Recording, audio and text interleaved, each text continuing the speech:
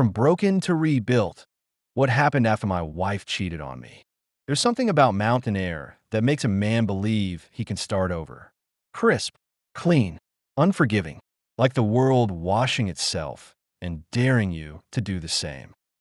I stared out the passenger window of the SUV as we curved along the ridge, dense pines lining both sides of the narrow road. The late autumn sun filtered through the branches in slanted beams. Breathtaking, really. I should have felt peace, excitement even, but all I felt was distance.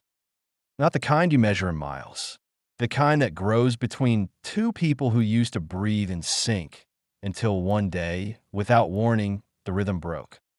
Nikki sat beside me, one manicured hand resting on her thigh, scrolling through her phone with the other. Her reflection in the window was blank, unreadable. I could see her smile now and then, but none of it was for me. "Almost there," she said absently, without looking up. "Yeah," I muttered, I still fixed ahead. 4 days of mountain bliss. She turned to me briefly, offering a quick, dismissive smirk. "Try not to sound so excited, Ned." That was Nikki these days, sarcastic, distant, mildly irritated with everything I did or said. I used to joke that her moods could fog up a sunny day. Now I didn't joke much at all. We were here for her older sister Kirsten's third bachelorette party. Third. You'd think after 2 failed marriages, someone might try therapy instead of cake tastings and hot tubs. But not Kirsten. No, Kirsten believed in celebrating dysfunction. Nikki had insisted I come. "It'll be fun," she said. "It'll be good for us," she promised. "And besides, Kirsten wants you there." I should have known then. Kirsten never wanted me anywhere. The resort was beautiful, I'll give her that. A timber-framed palace nestled into the mountainside, with massive glass windows and stone fireplaces large enough to roast a bear. There was even a full spa and hot springs open to the guests. As we checked in, Nikki chatted with the staff, laughing at jokes that weren't funny. I stood there, feeling like furniture, present but not required. As we made our way to the suite, I caught a glimpse of Kirsten leaning against the balcony railing, sipping from a wine glass already half empty. She wore a white silk robe that didn't leave much to the imagination, and she waved at Nikki like they were co-stars in some late-night drama. She didn't acknowledge me. Inside, our suite was more than generous. Vaulted ceilings, a private fireplace, and a jacuzzi tub. Nikki squealed with delight at the decor and threw herself on the bed like she was 15 again. "This is going to be amazing," she said, rolling onto her back, staring at the ceiling. I smiled, cautiously hopeful. "Maybe we could take a hike tomorrow? Just you and me." She didn't answer right away. "Maybe." Kirsten mentioned something about spa time and massages. "I might do that first." "Right," I said. "Of course." The first night passed without incident. Drinks, laughter, a bonfire under the stars. Nikki stayed glued to Kirsten's side. I chatted with a few of the other guests. Most of them husbands dragged along like me. The ones who weren't looked like they were auditioning for something. Chiseled jaws, perfect teeth, expensive watches. They kept sneaking glances at the women, especially Nikki. And Nikki noticed. God, did she notice? The next morning, Nikki floated the idea of checking out the hot springs. "Kirsten says it's an open kind of environment," she said, smirking. "Open?" I raised an eyebrow. She rolled her eyes. "You know, Europeans, naturalists. Some of the springs are clothing optional. Don't be a prude, Ned." I wanted to protest. Instead, I said, "As long as you're not expecting me to drop my drawers in public." She laughed. "Oh, don't flatter yourself." That stung. She didn't even realize it, or maybe she did and didn't care. Either way, we went. That was when it started to shift. The springs were divided by small boulders and winding trails. The scent of cedar and steam rose from the water like some ancient forest dream. We slipped into one of the mid-sized tubs.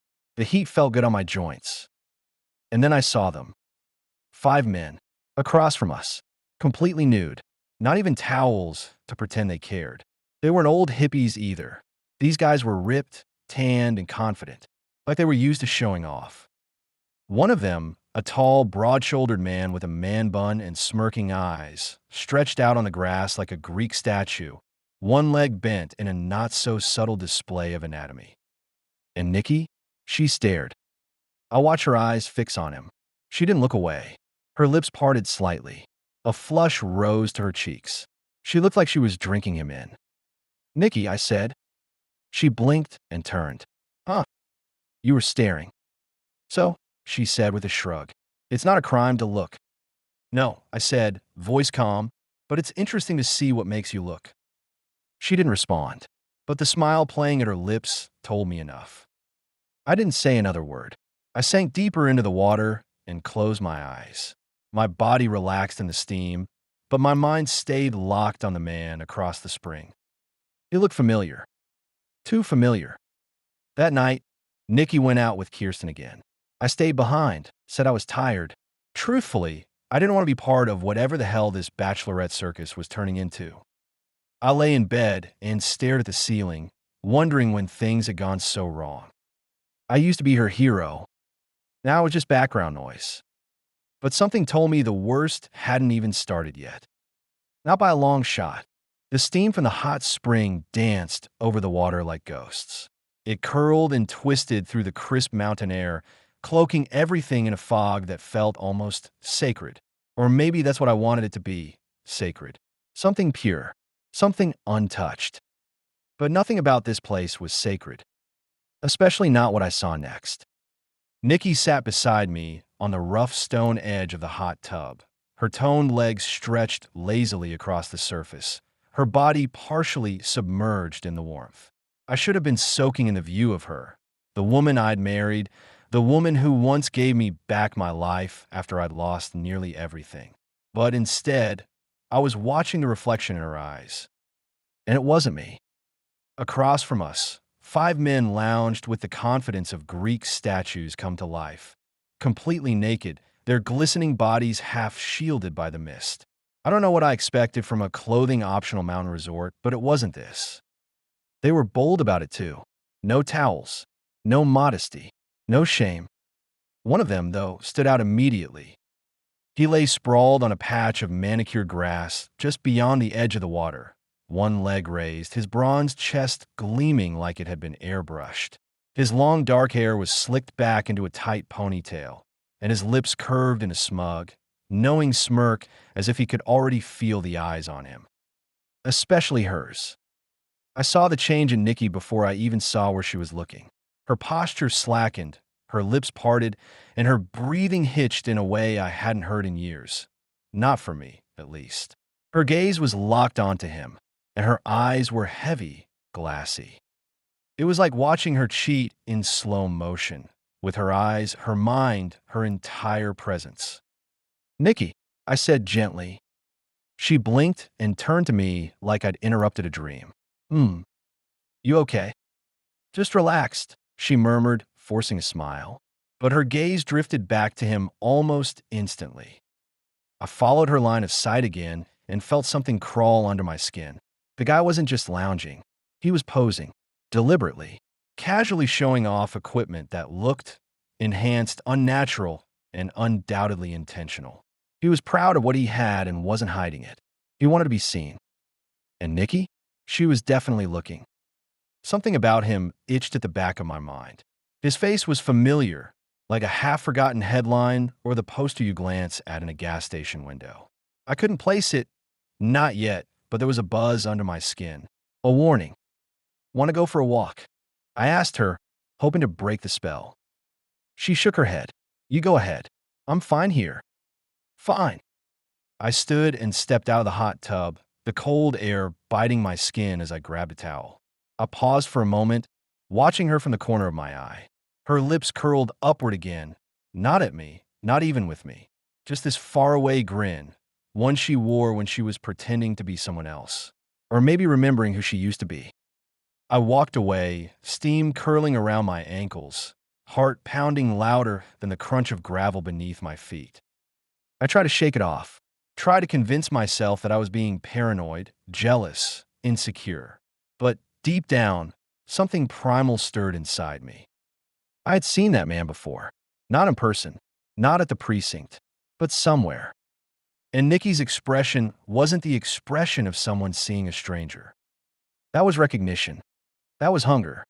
That was a woman remembering what it felt like to be wanted by someone she didn't have to love. Later that night, we barely spoke. Nikki claimed she was tired, took a long shower, crawled into bed without so much as a kiss. I lay there, eyes on the ceiling, the echo of her laughter at the hot springs looping in my mind. It wasn't loud, but it was free, and it didn't belong to me. I turned toward her in the darkness. She was already asleep, peaceful, lips parted, curled like a child. I wondered what dreams she was having, and whether I was in any of them. Probably not. The door clicked shut behind me, its soft thud echoing like a gunshot in the quiet room. Steam drifted from the bathroom as Nikki emerged in nothing but a plush white robe, her damp hair clinging to her shoulders. Her cheeks were flushed, eyes glazed, like someone freshly drunk on adrenaline or lust. I stood by the dresser, halfway through buttoning my shirt, and for a heartbeat, neither of us spoke.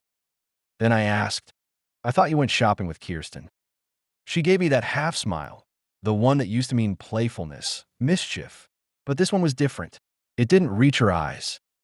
"I changed my mind," she said casually, like she was deciding between coffee or tea. "I went back to the hot springs." I turned to face her fully. Were the naked men still there? "Oh, yes," she said, the corners of her mouth twitching with amusement. "And more." That flicker in her voice, it wasn't innocent.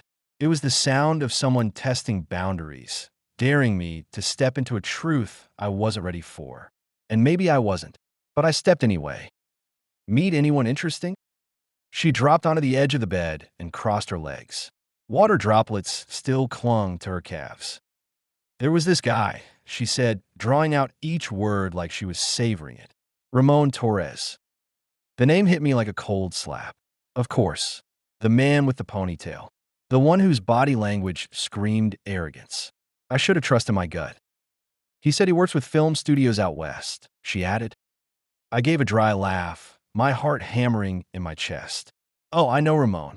Not exactly Spielberg. His work doesn't show up in theaters. It's more niche." She tilted her head, amused. "You know him?" "By reputation. Private investigators run into all sorts of dirt. He's a known predator. Gets women drunk or high, seduces them, films them, and tosses them aside when they're no longer useful." "That's who you found interesting." Her expression didn't change. Not a flicker of remorse. "Guess we have something in common then," she said. "He gets bored easily too." The line cut deeper than she realized. Or maybe she did. Maybe that was the point. "You've gotten to know him a little, then?" I asked, voice low. She smiled again, and this time it was all teeth. "Yeah, I did. Him and a few of his friends." The air between us froze. I felt like I was watching someone else's nightmare. Not mine. Not Nikki. Not my wife. "I see," I said slowly, trying to stay upright, trying to breathe. She shrugged off the robe, as if to punctuate her next words. She was naked, covered in faint bruises and red welts, like bite marks. Her eyes locked with mine, challenging me. "Have sex?" she said, almost mockingly. "No, I had them. All of them. Even 3 at once." I couldn't speak. She stood up and walked toward me, proud of what she'd become, or perhaps addicted to the power of watching me crumble. "And you know what else?" she whispered. I didn't answer.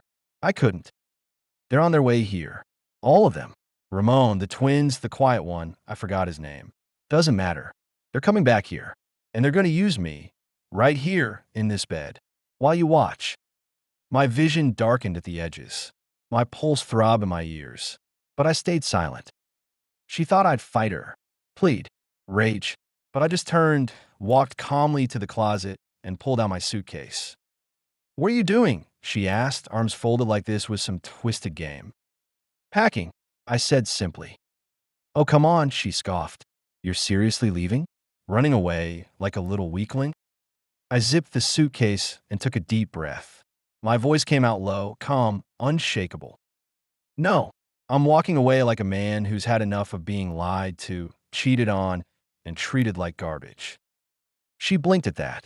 Maybe she expected tears, maybe even a slap, but not this.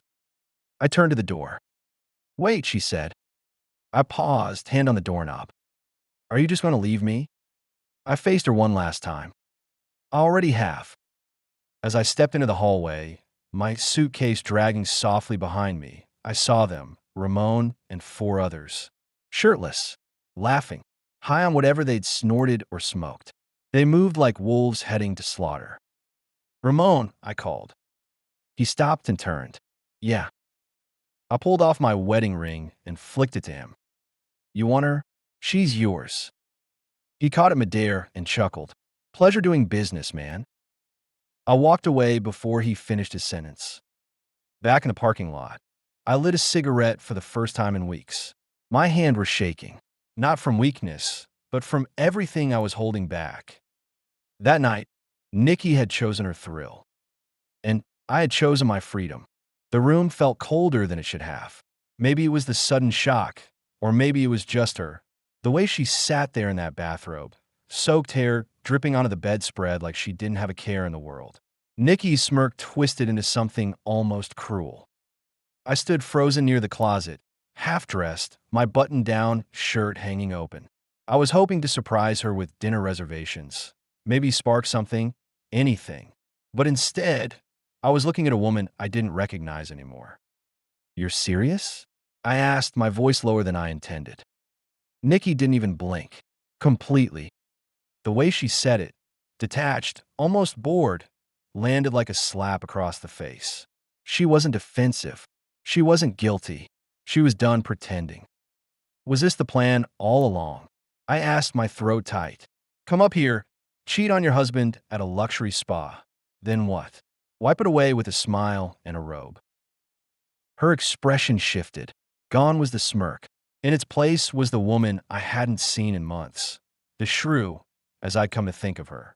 The version of Nikki that picked fights over how I breathed, rolled her eyes at every attempt I made to be close, and treated me like an old dog that just didn't know when to lay down. Yes, she said bluntly. That's exactly what I came here for. I took a step back, like her words had weight. And they did. They hit harder than any bullet I ever took in the line of duty. You don't even try anymore, she went on. You haven't in years. I try, Nikki. I try to work around the fact that my body doesn't work like it used to. You think I chose this? I said, pointing to my legs. You think I enjoy needing pills just to feel halfway normal? Oh, please, she scoffed. Don't give me the wounded hero speech. You smoke like a chimney, eat like crap, and you haven't exercised in God knows how long. All those pills, that's your own doing. You let yourself rot, Ned. And you expect me to just shrivel up with you. Her words weren't just sharp. They were jagged, designed to cut deep and twist. I've been loyal to you, I said slowly. Even when things got hard. Even when you pushed me away. I stayed. I didn't look elsewhere. I didn't need to. Well, maybe you didn't. But I did, she said with a shrug. I stared at her, searching for even a flicker of the woman who used to cry into my chest, who held my hand through nightmares, who used to say I was the strongest man she'd ever known. That woman wasn't here. Nikki stood, the robe falling open slightly, revealing her collarbone and the faintest outline of something I didn't want to believe. I stepped closer. What's that? I asked quietly. She followed my eyes. What? On your hip, I said. Are those bruises? She looked down as if noticing them for the first time. Then she smiled. Ramon's a little rough, she said softly, almost dreamily. But it's what I needed. My stomach turned. You had sex with him? I asked, already knowing the answer. With him? She repeated with a laugh. Ned, I had sex with him and his friends. 3 of them. At once. You want details? No, I said, biting down on my rage. No, I really don't. She moved toward the mirror and tightened the belt on her robe like it was a casual Tuesday. You don't get it, she said. It wasn't just sex. It was freedom, power. I haven't felt like a woman in years. With you, I've been a nurse, a therapist, a housewife. But with them, I was worshipped, ravaged, desired. The silence in the room turned thick, like the air itself was choking. And what now? I asked.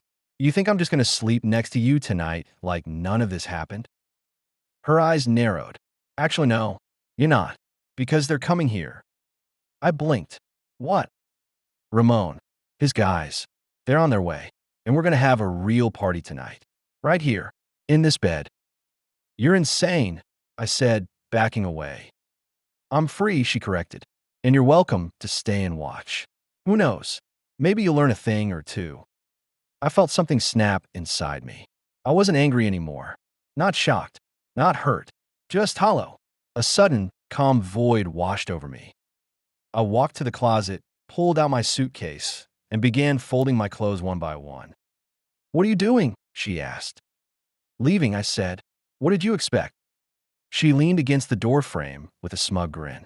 I expected you to sulk, maybe cry, then wait for me to come back to you when I was done. Well, surprise, I said, zipping my bag. As I reached for the doorknob, her voice called after me. You're going to regret this, Ned. No one else is going to want you. I stopped. Then I turned and looked her in the eyes for the last time. No one else has to, I said. I'd rather be alone than be with someone who treats betrayal like a weekend hobby. And with that, I walked out, into the hallway, into the unknown, into the rest of my life. Because at that moment, I didn't lose a wife. I should have waited. And for the first time in years, I felt free. The hallway was quiet, unnervingly so. Only the muffled hum of the central heating and the distant slosh of hot spring water provided a backdrop to Ned's slow, deliberate steps. His suitcase wheels rolled softly over the plush carpet, their sound almost apologetic, as if even the luggage knew this wasn't how things were supposed to end. But it was over. And for once, Ned wasn't chasing answers. He was done being confused, forgiving, or even angry. He wasn't trying to fix what Nikki had smashed with careless hands. He was just done. The room door clicked shut behind him with a gentle finality, but it might as well have slammed like a prison gate. He didn't look back. Not once. Then came the voices. Laughter. Male voices, bold and brash, echoing down the hallway from the opposite direction. Ned's pace slowed. He recognized the tone, that predatory cheer of a pack on the hunt. And then they turned the corner. Ramon Torres led the way, his man bun still glistening from a recent soak, shirt draped over one shoulder, abs glinting like a photographer had just lit him for a promo shot. Behind him trailed 4 other men, equally smug, equally obnoxious. They walked like they owned the place. Like they owned her. As they passed, Ned's shoulders tensed. Ramon's eyes caught his for a fraction of a second, squinted like he was trying to remember something, then dismissed him without care. That casual disregard was the match. Ned. He didn't say it loudly, but the voice carried weight. Ramon turned again. Yeah? What do you want, old man? The insult was subtle, dressed in casual arrogance, but Ned heard it clearly. He didn't flinch. Instead, he reached into his coat pocket and pulled out his wedding ring. That tiny gold band had once meant everything to him. A promise, a future, a sacred vow. It had warmed his finger through 7 winters, felt the sweat of 1,000 struggles, the heat of countless nights beside the woman he once adored. Now it felt like a handcuff. With a flick of his wrist, he tossed the ring. Ramon instinctively caught it, more out of reflex than respect. He looked at it, confused, and smirked. You want her? Ned said, his voice calm, razor sharp. She's yours. Ramon chuckled, rolling the ring between his fingers like a coin. Damn, didn't expect a husband to fold that easy. I didn't fold, Ned said, meeting his eyes. I woke up. That shut Ramon up, just for a beat. You sure you want to walk away from all that? Ramon said, tilting his head back toward the room where Nikki waited, probably still naked under that robe, still smug, still blind. Ned took a step closer. She's not all that anymore. Just a woman who mistook depravity for freedom and cruelty for honesty. You'll see. Ramon snorted and turned to go, pocketing the ring like a souvenir. Ned watched them walk away, their laughter rising again as they moved toward the room that was no longer his. It didn't hurt like he thought it would. It didn't feel like a loss. It felt like release. Outside, the cold mountain air hit his face like a wake-up slap. His lungs filled with it, sharp, clean, and painfully real. The same mountains that had watched his humiliation now stood as silent witnesses to his first true act of freedom. He loaded his bag into the car, the trunk slamming shut with finality. He didn't bother glancing back toward the building. He knew Nikki wouldn't come after him. She'd made her choice. Now he was making his. A six-pack of beer and a carton of smokes later, Ned was halfway down the mountain road, gravel crunching under the tires of his beat-up sedan. He didn't cry. He didn't scream. But the stillness inside him wasn't peace. It was the eye of a storm forming. He wasn't broken. He was clearing the battlefield.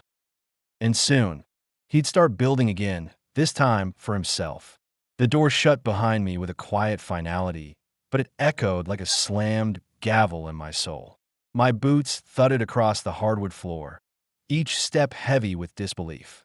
I was no longer standing at the edge of betrayal.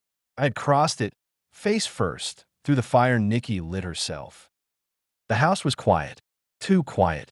No sound of her humming in the kitchen. No scent of her citrus shampoo lingering in the bathroom. Just the silence of a home that had become a shell. I dropped my suitcase in the front hallway, where her sandals still sat like the ghost of someone who used to live here. Part of me wanted to throw them out the door. Another part wanted to burn them. Instead, I moved like a machine. Controlled. Cold. There was no time to grieve. Not yet. I picked up my phone and did the first thing that came to mind. I called a locksmith. The voice on the other end sounded like a kid barely out of high school. "Sir, after-hour services are an extra $150. Is it urgent? I'll double it if you could be here in 30 minutes. That got his attention. I'll be there in 20. Good. I wasn't just changing the locks. I was rewriting the rules. While I waited, I went to the garage and pulled out a battered legal pad I kept in an old filing cabinet, one I hadn't touched since my PI days. The pages still smelled faintly of cigarette smoke and printer ink. My hands didn't shake as I wrote. I was focused, surgical, like when I worked surveillance, days on end, cataloging the sins of strangers while sipping bad coffee from a thermos. But this time, the target wasn't a stranger. It was my wife. List, Operation Freedom. Cancel joint credit cards. Transfer money to personal account. Change direct deposit. Call Nick Parson, divorce lawyer. Remove Nikki from health insurance. Contact Paul, see if someone can watch Ramon. Collect evidence. Always collect evidence. I exhaled and took a long sip of the beer I'd cracked open the second I walked in. I could already feel the old Ned stirring again. The man who knew how to track, expose, and protect. The man she'd conveniently forgotten existed when she labeled me weak. The locksmith arrived 20 minutes later, just like he promised. He was a thin kid with a goatee and a heavy toolbox. I guided him around the house, pointing out every door, front, back, garage, even the basement storm doors. All of them, he asked, blinking. Every last one, and key the new locks the same. Yes, sir. He worked in silence while I watched from the porch, smoking one of the last cigarettes from my old stash. The nicotine hit was as bitter as the memories still fresh in my mind. Nikki's laugh as she described being used by strangers. The bruises on her thighs.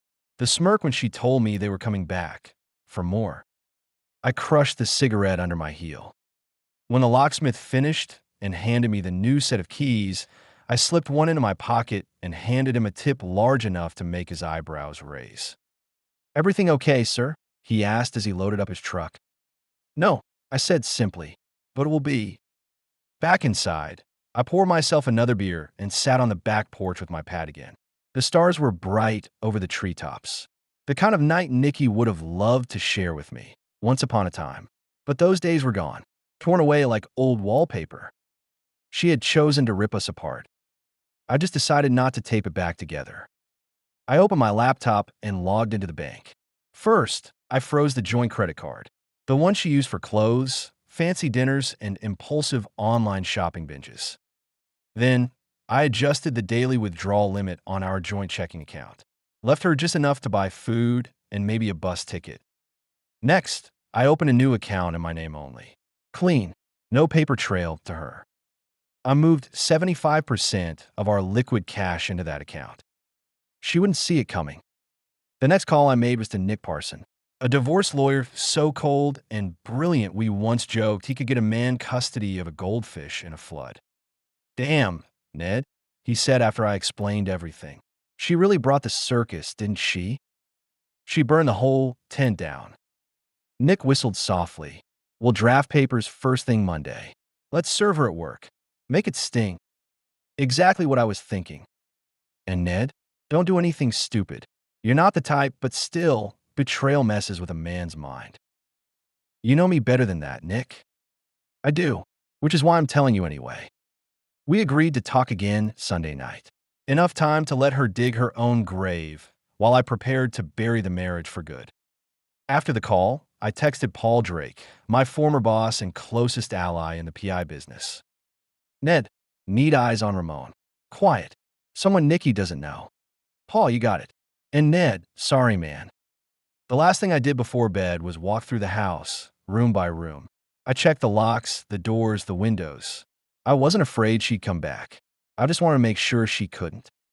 I stood in our bedroom doorway for a long time. Her scent was still there. Her things still sat on the vanity. I didn't touch any of it, but I did strip the bed. Then I lay down on the couch, fully clothed, new key tucked under my pillow like a dagger.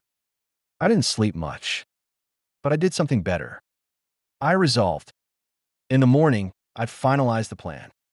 But tonight, I had officially taken back control. And that was the first real breath I'd taken in years. Sunday morning dawned in eerie stillness. The sun filtered through the blinds, casting faint stripes across the living room floor like prison bars. Ned Carson sat at his kitchen table, a cooling mug of coffee resting between his hands. He wasn't sipping. He wasn't even thinking. He was waiting for Nikki to come crawling home. She hadn't called, hadn't texted, hadn't shown the barest flicker of regret. Not that he expected her to, not really, but some small, fractured part of him still hoped that maybe the woman he once married was buried beneath the venom, that maybe she'd stumble through the door, teary-eyed and ashamed, begging to be forgiven. But there was no knock, no message. And by 10:15 a.m., something inside Ned shifted permanently.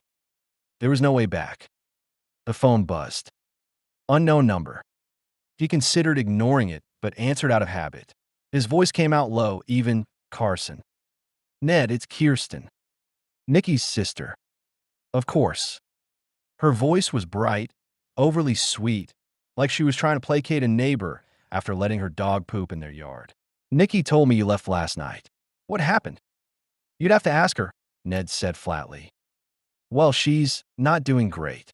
She's been crying a lot. Says you two had a misunderstanding." Ned clenched the ceramic coffee mug a little tighter. "Misunderstanding? That's what she's calling it," he asked, incredulous. "She didn't mention 5 naked men and a hotel room performance." Kirsten stammered. "Look, I know you're upset, but you knew, didn't you?" Silence. "Kirsten, did you know Ramon Torres would be there?" His voice dropped a register. "Ah, yes. I invited them. He's done parties for us before." "You invited him," Ned repeated, the disbelief thick in his throat. "You invited a known adult film director with his crew to your sister's bachelorette party. It was supposed to be fun, just entertainment. I thought. I didn't think you'd be there. It was supposed to be a girls-only thing." "Is that what you call what Nikki did? Entertainment?" Ned stood from the table, pacing now, his bare feet whispering across the kitchen tile. "She said you weren't giving her what she needed, Ned," Kirsten said, voice softening. "It's not like she doesn't love you. She just needed to feel desired. And she couldn't tell me that before arranging a gangbang with porn stars." There was a pause on the other end. You're being dramatic. No, Ned said quietly. I'm being accurate. A wind gust brushed through the backyard, rattling the porch screen door. Ned looked out at the shed he once spent weekends repairing. Nikki used to bring him lemonade while he worked, smiling. That memory felt 1,000 miles away now. Faded counterfeit. She's expecting you to pick her up today, Kirsten said. I won't. What do you mean you won't? I mean she can find her own way home. Not that it matters. She won't be welcome here when she gets back. Another long pause. Ned, are you seriously going to throw away your whole marriage over a mistake? No, Kirsten. She threw it away. I'm just honoring her choice. After hanging up, Ned tossed his phone onto the couch and stood in the center of his living room. The space suddenly felt cleaner, lighter, like Nikki's absence had cleared the air of something toxic. He walked to the hallway closet and pulled out a large plastic storage bin. One by one, he began collecting things. The photos on the mantle, the framed wedding picture, the photo booth strip from their honeymoon, the dried bouquet from their 5th anniversary. Every symbol of a life shared, boxed. He wasn't doing this out of rage. Not anymore. He was doing it for closure. For peace. Later that afternoon, he sat on the porch with a fresh beer and a cigarette between his fingers, the list of to-dos folded in his lap. The locks had already been changed. The lawyer's paperwork was in progress. Bank accounts separated. Credit cards canceled. All that remained was the emotional cleanup, the hardest part. He was halfway through the beer when the screen door creaked open behind him. He turned, startled. But it wasn't Nikki. It was the mailman who dropped off a small stack of envelopes and walked off with a wave. No drama, no confrontation, just silence and a distant hum of Sunday traffic. Ned exhaled. He lit another cigarette and stared at the road. Let her come home to an empty driveway. Let her find herself locked out. Let her face the consequences of the fire she started. He wasn't bitter anymore. He wasn't broken. He was done. The sunset that evening was blood orange and wide, hanging low over the rooftops. Ned sat on the back porch watching it, a beer in one hand and a new kind of resolve in his chest.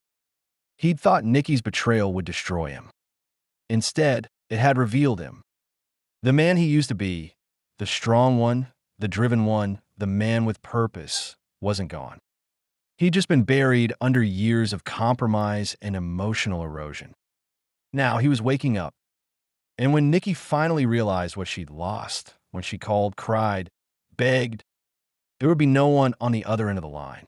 The gym was tucked into the corner of an aging strip mall, unremarkable from the outside, just another place where people tried and often failed to outrun their demons on a treadmill. But for Ned Carson, stepping through those glass doors felt like the first real act of defiance since his wife's betrayal. Not against her, but against the version of himself he had let die. The scent of rubber mats, iron, sweat, and something faintly citrus from a spray bottle filled the air. The hum of machines and the rhythmic clang of weights became his soundtrack. It was midday, so the crowd was light, just a few older folks on ellipticals and a couple of gym rats throwing around dumbbells. Ned signed in, feeling eyes on him. He wasn't in terrible shape, but he carried years of neglect around his waist, in his posture, and in the exhaustion behind his eyes. He walked with the faint stiffness of an old injury, a subtle limp that still lingered from the gunshots that nearly ended his life, and ironically led him to Nikki in the first place. His boots thudded against the mats as he made his way to the corner, where a lone, heavy bag hung from a thick steel beam. It swayed slightly, as if sensing what was coming. Ned stared at it. It stared back. He dropped his bag on the floor and unzipped it slowly, almost ceremoniously. Out came the gloves, dusty but still usable. He hadn't touched them in years. His hands trembled slightly as he slid them on. The Velcro hissed like a snake as he sealed the past inside. He didn't warm up, didn't stretch. He just walked to the bag and threw the first punch. It landed with a deep thud. Not enough. He hit again. Harder. The bag rocked backward, chains groaning under the force. Again and again. fists pounding like war drums. With each punch, a memory surfaced. Nikki laughing, not at a joke, but at him as she described letting 3 strangers use her like a toy. The image of Ramon catching Ned's wedding ring, sliding it into his pocket like it was nothing. Nikki's voice cold and vicious. You haven't been a man in years. He roared, his breath heaving, sweat pouring down his face. He wasn't boxing anymore. He was purging. Then came the collapse. He dropped to his knees, chest burning, vision tunneling, hands trembling in the gloves. For a moment, he let the darkness pull at him, dared it to swallow him whole. But then, someone spoke. You all right? Ned blinked, wiped the sweat from his eyes. A man stood a few feet away, tall, lean, early 30s, wearing a trainer's badge clipped to his shirt.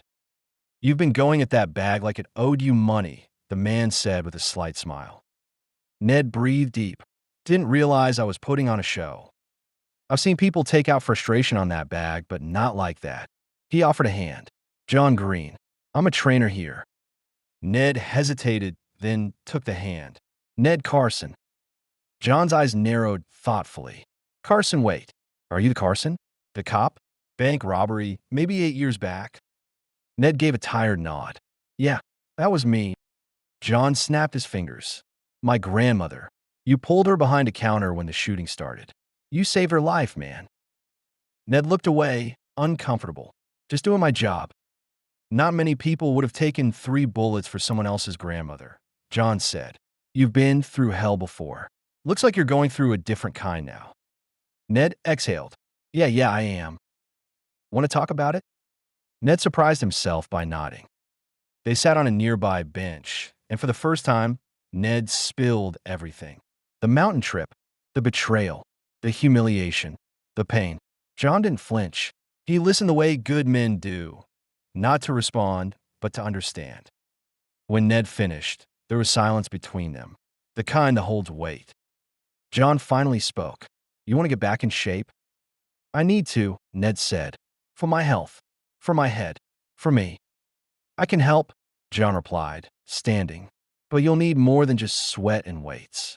You're carrying wounds deeper than muscle. I know a woman, counselor, name's Rose Carlson, works with trauma, betrayal, the heavy stuff. I think she could help. Ned took the card John offered. He looked at the name, traced the embossed letters with his thumb. Rose Carlson. You willing to fix more than just the outside? John asked. Ned nodded slowly. I've got no choice. The man I used to be, he's gone. But I want to see who I can become. John smiled. Let's find out. I'll put together a workout and meal plan for you. We'll fix your body. And with Rose, maybe the rest. Ned stood, hands still shaking, but heart a little steadier. He felt seen, understood, and for the first time in a long time, maybe even since the day he met Nikki, he felt hope. He walked out of the gym lighter, not because the weight was gone, but because he had finally set it down. The war wasn't over. But Ned had just won the first round. The sun slanted low through the kitchen blinds, casting long lines across the hardwood floor like prison bars. Ned sat at the table with his coffee, black, no sugar, no cream. His doctor had warned him about his blood sugar. Now it wasn't just advice. It was a warning label printed on every meal, every sip, every mistake. But this was more than a physical awakening. This was war. Not with Nikki. That part was done. She could rot in her own regrets. This was a war with himself, against the weight, the weakness, the quiet decay that had crept in unnoticed, the way ivy strangles a house one stubborn vine at a time. He glanced down at the card in his hand. Rose Carlson, certified trauma counselor. John at the gym had handed it to him the day before. She's damn good, he'd said, especially with people like you. People like him. What did that even mean? A man betrayed. A husband humiliated. A cop turned cripple turned cuckold. Ned closed his eyes and exhaled slowly. He didn't need a therapist. He wasn't going to cry on someone's couch and tell them about the time his wife invited a gangbang while he stood there with shaking hands and dying dignity. But something inside whispered, yes, you do need this. He had nothing left to lose. The office was in an old Victorian house converted into professional suites. Clean, cozy, too inviting. Ned felt like an imposter just walking through the front door. "Mr. Carson," a soft voice called. He turned. Rose Carlson was nothing like he expected. No horn-rimmed glasses or tweed. Just a woman in her 40s with sharp eyes and a calm presence that felt like a blanket fresh from the dryer. "Come in," she said, leading him into a room with warm lighting and no hint of judgment. "So," she began after a few pleasantries, "tell me why you're here." He hesitated. For a moment, he considered brushing it off. "My wife cheated. I'm pissed. I want to get in shape. End of story." But instead, the words came out heavier, slower. "My wife betrayed me," he said. "Not just once. Not just with one man. She planned it, rubbed it in my face, and I didn't see it coming." Rose said nothing. She didn't flinch, didn't scribble notes like some courtroom stenographer. She just nodded. "I feel like an idiot," he admitted. "I was trying so hard to keep our life together. Thought if I gave her enough room, took the blame for my health, played the good guy, she'd see I was trying. Turns out, all it got me was laughed at and tossed aside like a used napkin." "What do you think you lost?" Rose asked. Ned looked at her. "Everything. Be specific. My marriage, my pride, my sense of manhood. And what did you keep?" The question hit harder than he expected. He opened his mouth, closed it. "I kept my name," he said finally, "my self-control, my work, and my will to get back up." Rose smiled. "Sounds like you didn't lose everything after all." The sessions became routine. Twice a week, Rose peeled him open one layer at a time, not with pity, but with precision. They talked about Nikki, about the creeping resentment he ignored, the humiliation he tried to laugh off, the way he began to shrink in his own skin without even realizing it. And they talked about the shooting, the moment that turned his life sideways. How surviving didn't mean healing. "Your wounds didn't end when the bullets stopped," Rose said once. "You never mourned the man you used to be. And now you're angry because your wife stopped loving a version of you that no longer exists. But maybe it's time to stop chasing your old self and build a better one." That stuck with him. At the gym, progress was slow, but real. John worked him through the pain, the stiffness, the shame. He didn't treat Ned like a patient. He treated him like a soldier training for a comeback. Diet was strict. Workouts were brutal. Some nights, Ned fell asleep sore, hungry, and furious. But he woke up determined. His body changed first. Pounds shed, muscles returned. Then his posture, straighter, stronger. Then his eyes. No more hollow look in the mirror. No more ghost of the man Nikki discarded. He was becoming someone new, someone worth respecting. One night, after a particularly rough workout, Ned returned home to a silent house. The scent of wood polish and lemon still hung in the air from his weekend cleaning spree. Everything was neat, controlled, his space now. He poured a glass of water, sat on the porch, and watched the sky turn shades of blue and blood orange. For once, his mind was quiet. Then his phone buzzed. A text. From unknown number. "I'm sorry. Please talk to me. Just talk to me." And he stared at it. For a moment, he felt the familiar ache, the part of him that still remembered Nikki's laugh, her touch, the way she once looked at him like he was her hero. But that part was dying now, replaced by the man she thought was gone. Ned deleted the message, then opened his notes app. At the top of the page, he typed, "Goals for the next 90 days. Drop under 200 pounds. Regain full leg strength. Finish divorce. Build new life. Never look back." He stared at it, then added one more. "Make her regret everything." He smiled, closed the app, and took a long sip of water. The night was quiet, and for the first time in a long time, so was he. The sterile calm of the therapist's office was almost unsettling. Beige walls, soft lighting, minimalist furniture. Everything carefully curated to soothe a broken mind. But Ned Carson didn't feel soothed. Not yet. He sat stiffly on a leather couch, hands clasped in his lap, the silence between him and Rose Carlson stretching like a wire pulled tight. She was in her early 50s, sharp but warm, with gray-streaked hair pulled into a twist and eyes that didn't miss a thing. "So," she finally said, crossing one leg over the other, "you said this wasn't about saving your marriage." Ned exhaled through his nose. "It's about saving myself." "That's good," she replied, nodding. "Because from the sound of it, your marriage is already ashes. The question is, what are you going to do with the fire it left behind?" He chuckled dryly. "Funny, that's what it felt like, watching her burn it all to the ground and smile while she did it." Rose waited. "You want the truth?" he asked. "Only if you're ready to tell it." Ned looked down at his hands, scarred knuckles, calloused palms. Hands that once held a badge. Hands that once gripped a trembling woman pulled from a hostage scene. Hands that once trembled as they slipped a ring on Nikki's finger. "I should have seen it coming," he said finally. "Maybe not the show she put on at the resort, but everything else? The distance, the contempt, the casual cruelty. I just ignored it. Told myself it was stress, marriage fatigue, maybe even my own fault for not being the man I used to be." Rose tilted her head. "So you blamed yourself?" "I guess I did. And now?" He was quiet. "I don't know. I mean, yeah, I let myself go. Got soft, physically. I wasn't as exciting as I used to be. But I never disrespected her. I never humiliated her. I never forgot my vows. And he stopped, jaw tight. She planned it. She invited them. Knew what she was doing. And she wanted me to watch." Rose leaned forward. "That sounds like more than betrayal. That sounds like cruelty." Ned met her gaze. "Exactly." And just like that, something shifted. The weight he'd carried in silence, shame, confusion, guilt, began to lift. "She didn't just cheat," he continued. "She wanted to break me. Like it gave her power. And I just let her. For years. Let her push, insult, chip away. Because I thought that's what loyalty meant. You stay. You endure. You carry the load." Rose's voice was soft but firm.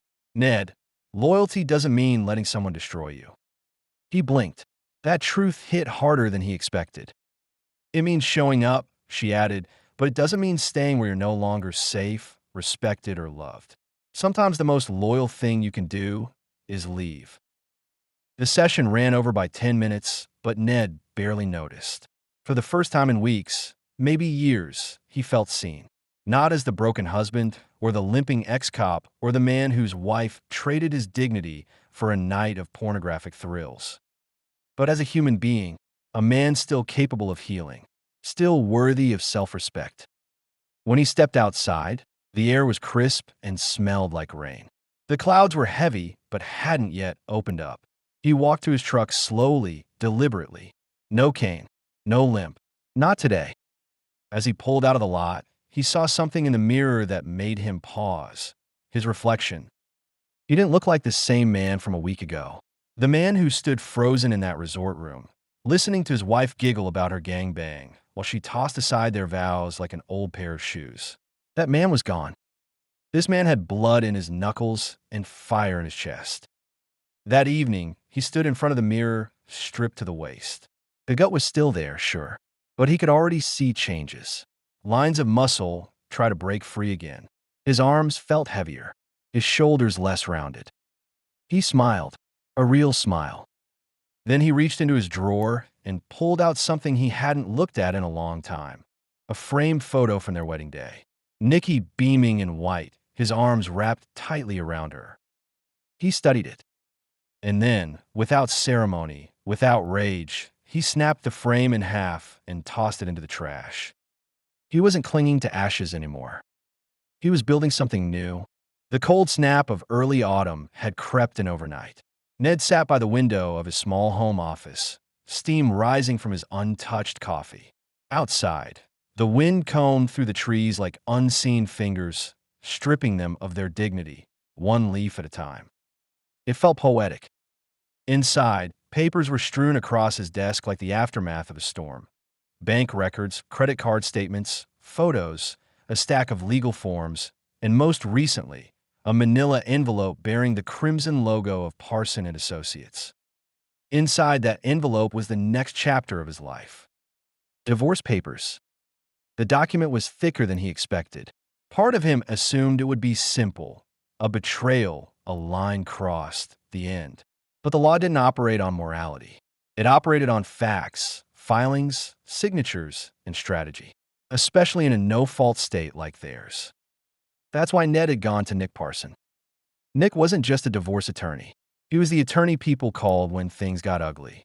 Ex-military, ex-prosecutor, the kind of man who didn't flinch when handed the dirty details of your marriage. And when Ned told him about Ramon, the hot tub, the gang of adult film predators, and Nikki's gleeful confession, Nick didn't blink. He had simply nodded and said, "We'll bury her legally." Ned flipped through the pages again, reading the phrasing for the 20th time. Petitioner, Edward Ned Carson. Responded, Nicole Nikki Carson. Responded. That word somehow captured her perfectly. Not wife, not partner, not love of his life. Just the person who needs an answer for what she did. Under the grounds for divorce, Nick had added a carefully worded summary. While the state recognizes no-fault dissolution, the petitioner reserves the right to submit supporting evidence demonstrating a sustained pattern of emotional cruelty, public humiliation, and calculated marital betrayal. Emotional cruelty, humiliation, betrayal. The trinity of destruction that had reduced a 7-year marriage to a stack of paper and an appointment with a process server. Ned turned to the next section, property and financial disclosures. They'd never lived lavishly, but they'd built a life. 2 cars, a modest house, paid off, a small investment account, joint savings, and now it all had to be sliced up like a crime scene. But Ned had done his homework. Half the joint accounts were already emptied.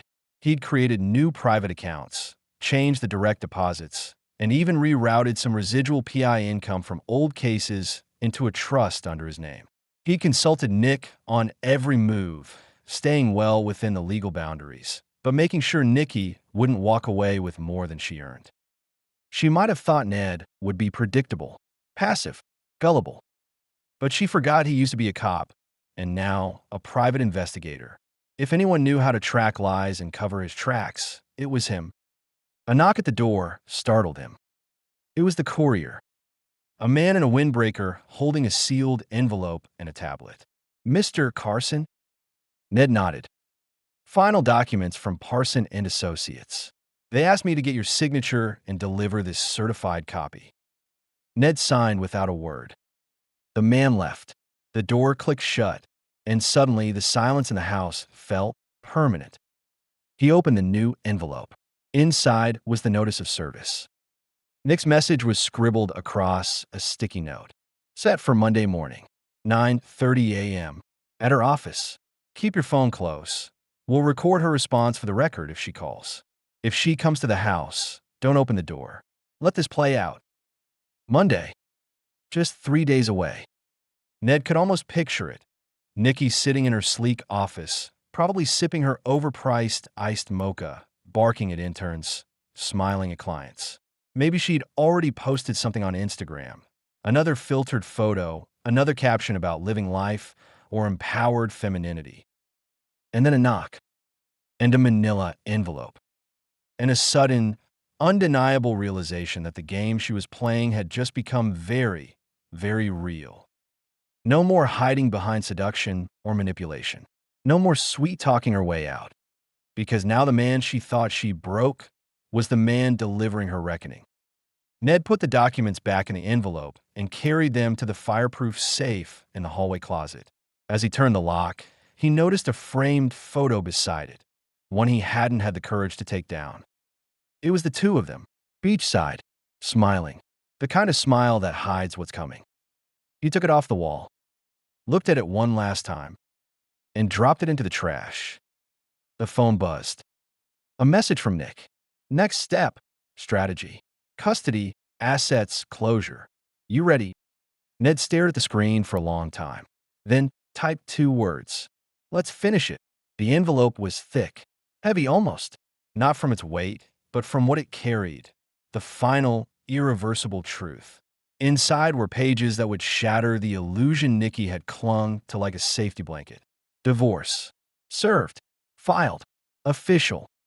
Ned stood just outside the lawyer's office, the morning sun washing his face in gold.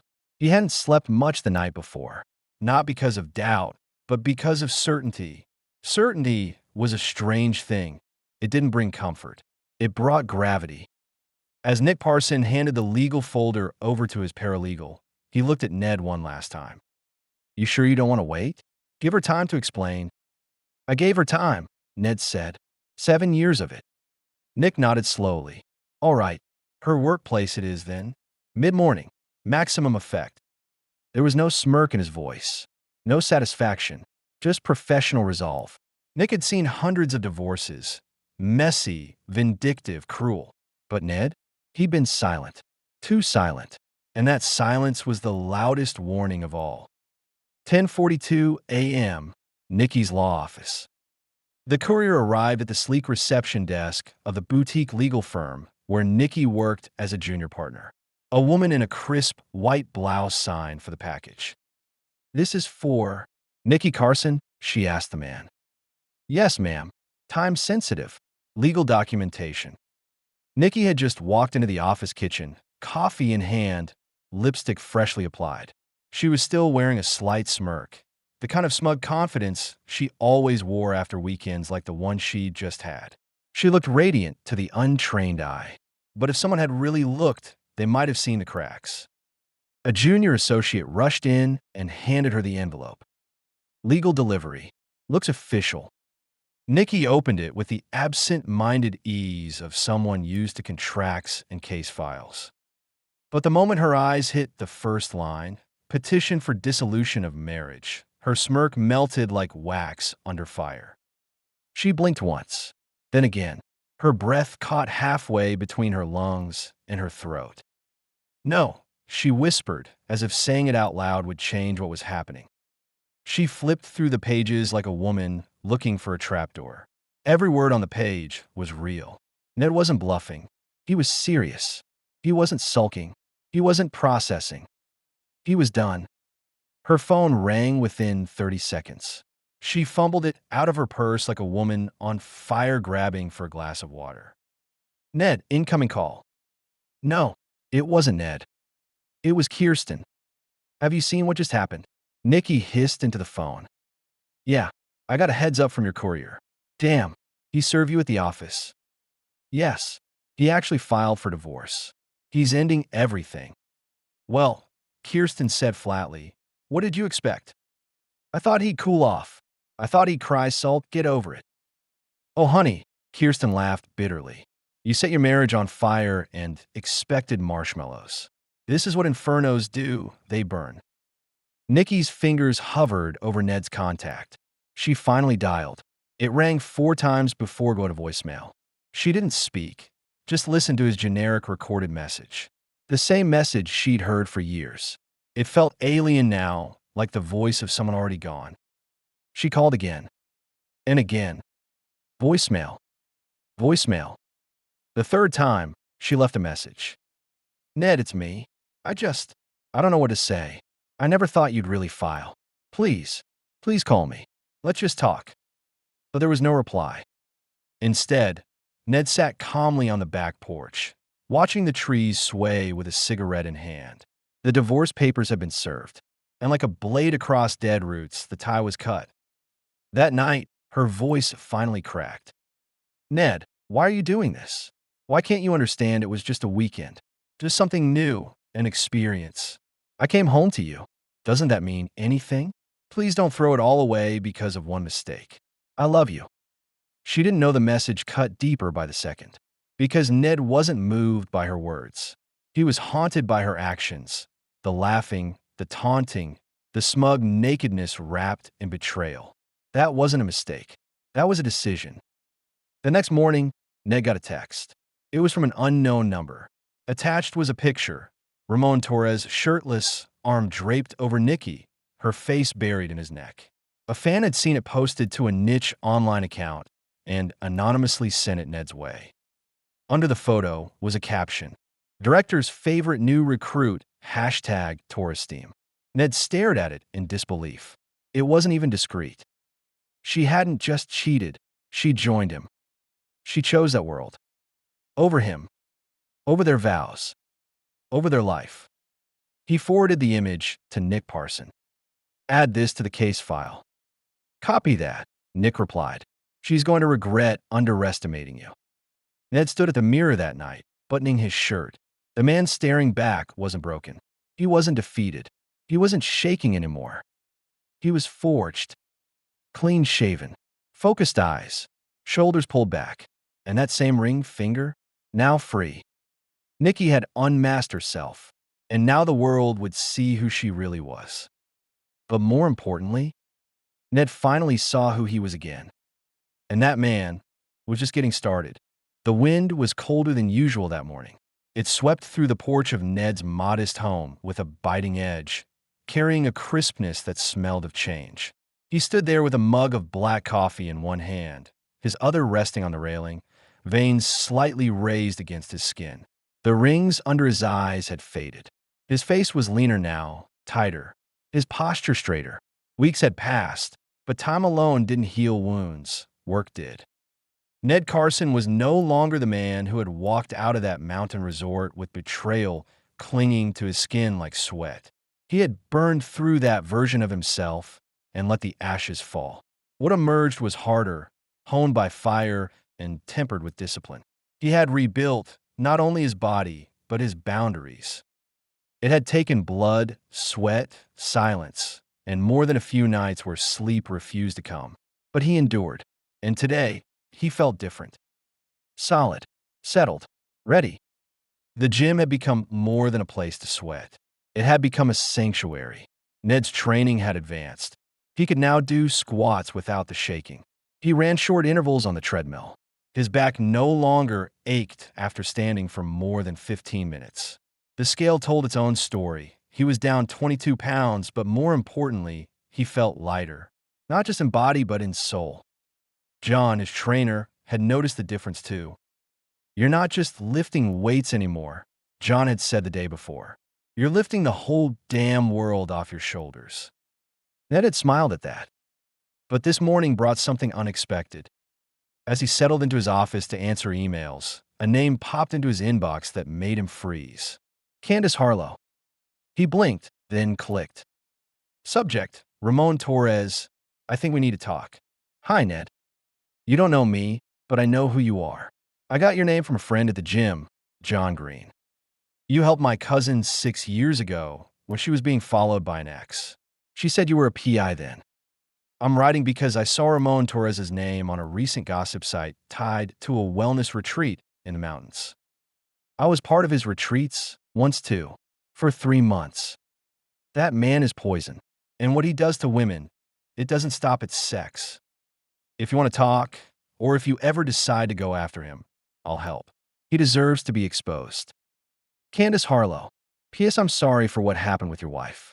I know what it's like to be humiliated by someone you trusted. You're not alone." Ned stared at the screen, his coffee forgotten. Candace. She wasn't just another bitter voice from the past.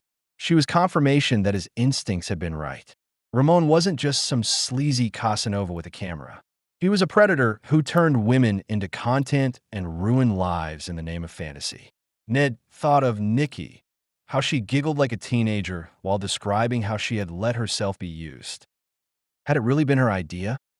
Or had she been groomed for it long before the hot tub? He called Nick Parson later that day. "Do we need to file adultery claims?" Ned asked. Nick's voice on the other end was calm, but sharp. "It's a no-fault state, Ned. We won't get more money out of her cheating. But if we prove coercion, manipulation, especially tied to a criminal enterprise, it changes the game." "You mean we go after Ramon?" "Exactly," Nick replied. "We take the fight upstream." Ned exhaled slowly, fingers tapping on the desk. "I have a witness," he said. That evening, Ned met Candace at a small cafe tucked into a corner near downtown. She was early 30s, stylish but subdued, with the kind of quiet fire in her eyes that only came from surviving hell. They sat in a booth. No cameras, no press, just shared pain and matching resolve. Ramon makes it feel like you asked for it, Candace said. He uses your curiosity, your insecurities. Makes you feel like you're empowered when really, you're just being recorded, marketed. Ned's jaw tensed. And then he ghosts you, or threatens you with footage, or convinces you to stay in the industry to avoid being exposed. He makes you complicit in your own downfall. Ned sat back. This wasn't just about Nikki anymore. This was bigger. And suddenly, the idea of revenge felt small, petty. What he needed was justice. Later that night, Ned sat on the edge of his bed, flipping through the documents Nick had prepared. Divorce papers were ready. An affidavit had been drafted. Candace would sign her part the next day.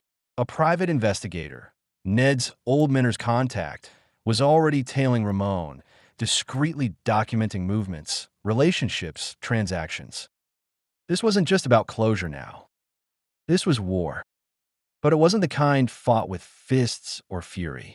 It was the kind fought with strategy, truth, and relentless, unwavering resolve. Ned looked at his reflection in the window.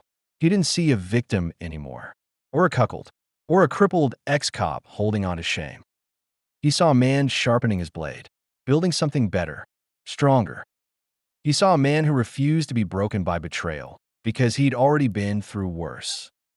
And this time, he wasn't walking away. He was walking through the fire, with armor forged from every wound. The mountain air tasted different this time. Cooler, sharper, clean. Ned stood at the edge of the overlook, hands in the pockets of his weathered leather jacket, boots planted firmly on the overlook platform where the horizon kissed the distant peaks. Below him, the sun was setting behind the very resort where his world had shattered just weeks earlier. The same resort where Nikki had tossed their marriage into a hot tub and watched it sink to the bottom like a dead thing. But now that place was just a dot in his rear view, a memory. And memories don't control men like Ned anymore. He hadn't come back here for closure. He didn't need Nikki's apology. Hell, he didn't even need her regret. He came for perspective. And maybe to quietly bury the man who stood here last. The man who limped through life, dulled by medication and hope, begging for scraps of intimacy while his wife laughed with strangers. That Ned Carson had died the night he threw his ring at Ramon Torres. This Ned?